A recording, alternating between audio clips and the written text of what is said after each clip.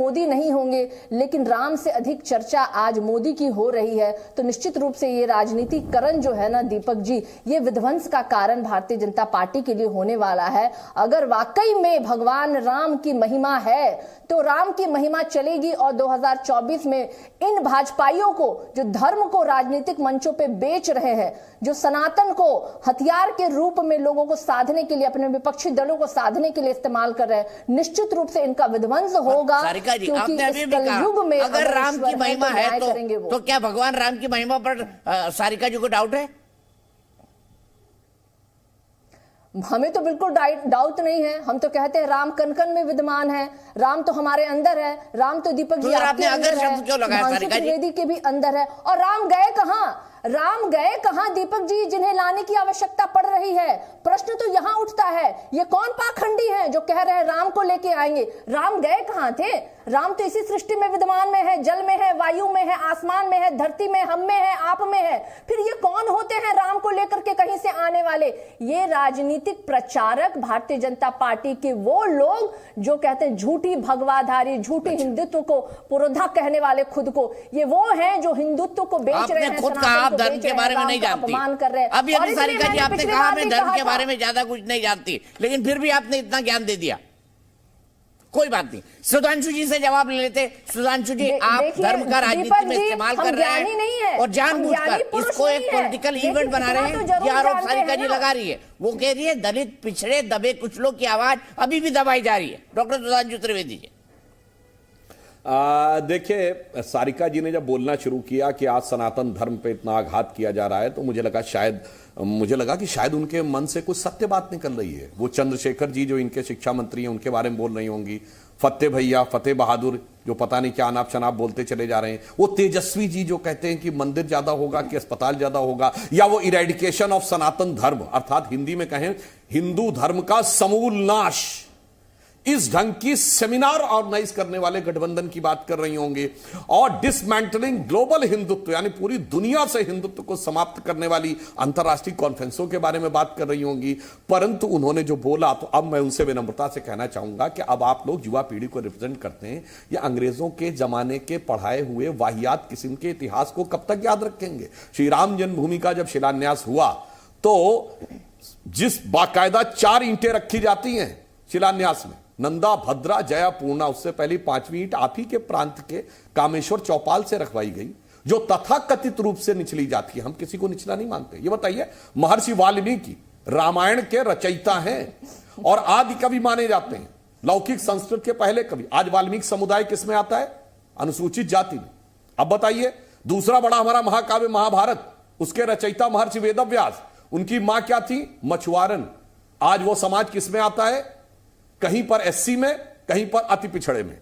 इसलिए मैं कहना चाहता हूं, ये आपको ये अमृत काल आया है स्वतंत्रता का, तो ये अंग्रेजों की जमाने की पढ़ी हुई इस मानसिकता से बाहर निकलने की बात है। क्योंकि जो ये इस प्रकार की दुर्भावनापूर्ण बातें समझाई जाती हैं, मैं फिर कह रहा हूं, और आज भी देख लीजिए, हिंदू धर्म में महामंडलेश्वर होते हैं, 60 महामंडलेश्वर महिलाएं हैं। चुनौती से कहता हूं, किसी दूसरी जगह दिखाइएगा कितने हैं। अनुसूचित जाति के दलित के मैं बता देता हूं, निरंजनी अखाड़े की महामंडलेश्वर साध्वी निरंजन ज्योति हैं, महिला भी हैं, और उनकी जाति एक जगह एससी में आती है, एक जगह ओबीसी में आती है। अब पता नहीं मुझे समझ में आता। और फिर आपके संज्ञान के लिए बता दूं, ये आपके जो जानकार लोग जो पुराने जमाने की गुलामी की मानसिकता में अभी पड़े हुए हैं, डॉक्टर अंबेडकर ने अपनी किताब हु वर शूद्रास के चैप्टर नंबर 1 के पेज नंबर 1 के पैराग्राफ 3 में लिखा है कि there is no connection of modern day schedule caste with वैदिक के शूद्रास। ये कहां फंसे पड़े आप लोग? आपके राज्य में नालंदा विश्वविद्यालय आता था, जहां पढ़ने के लिए अरब से भी लोग आते थे, आज का जमाने में जो सेंट्रल एशिया है उससे आते थे, चाइना से आते थे। हम दूसरे लोगों को पढ़ने देते थे, अपने लोगों को नहीं पढ़ने देते थे। ये जो विष बोया गया है अंग्रेजों के जमाने का, उससे बाहर निकलने की जरूरत। अच्छा ये बताइए, चंद्रगुप्त मौर्य, आज मौर्य समाज किसमें आता है? ये तो डॉक्यूमेंटेड हिस्ट्री में भारत का सबसे बड़ा साम्राज्य था, और चाणक्य के सहयोग से, यानी एक ब्राह्मण के सहयोग से सामाजिक सौहार्द को तार तार करना है, टुकड़े टुकड़े करना है। क्योंकि आज जानते क्या है, 20% अपना है, 80 में टुकड़े करना है। और मैं एक और तथ्य भी बोल दूं, जब ये धर्म के ऊपर अटैक करने की बात करते हैं, तेजस्वी यादव जी ने एक बयान दिया था कि भाई अगर बीमार हो जाओगे तो अस्पताल जाओगे, या मंदिर जाओगे? बोला था ना। वैसे मैं एक और बात बता दूं, 24 अक्टूबर 1990 को समस्तीपुर में जब लालू प्रसाद यादव जी ने अडवाणी जी को गिरफ्तार करवाया था, आर्काइव्स में दूरदर्शन के जाके देख लीजिए, उन्होंने कहा था कुछ नहीं, हिंदू हिंदू कुछ नहीं होता, रामललाओं के भीतर नहीं गड़ा हुआ था, ये जात बिरादरी का देश है। वहीं पे सुई अटकी हुई है। और तेजस्वी जी ने कहा कि अगर बीमार पड़ जाओगे तो मंदिर जाओगे या अस्पताल जाओगे। अब मैं उनसे एक प्रश्न पूछना चाहता हूं, अगर मैं पत्रकारों से भी कहता हूं, यह प्रश्न जरूर पूछिएगा आरजेडी के लोगों से, कि प्रार्थना में ज्यादा महत्व है या अस्पताल में?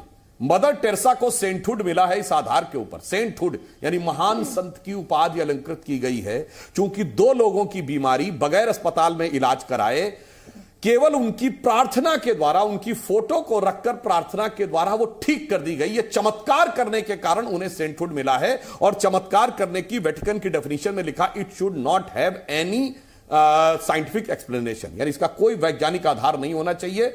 और तो अब अगर यह प्रश्न पूछा जाएगा, जिस क्षण यह तेजस्वी जी से पूछा जाएगा, आप देखिएगा उनका सारा तेज समाप्त हो जाएगा, चेहरे का एकदम निस्तेज हो जाएंगे। अब वो नहीं बोल पाएंगे कि प्रार्थना से ऊपर अस्पताल होती है और मैं इस ढंग की चीजों को मानने को तैयार नहीं हूं।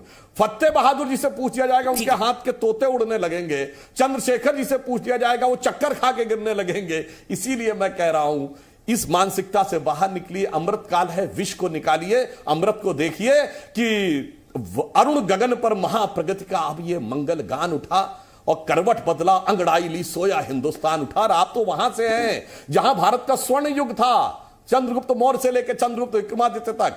अब उस स्वर्ण युग की स्वर्णिम बेला को समझिए और आगे बढ़िए। पुरानी चीजों को छोड़िए, गुलामी की चीजों को।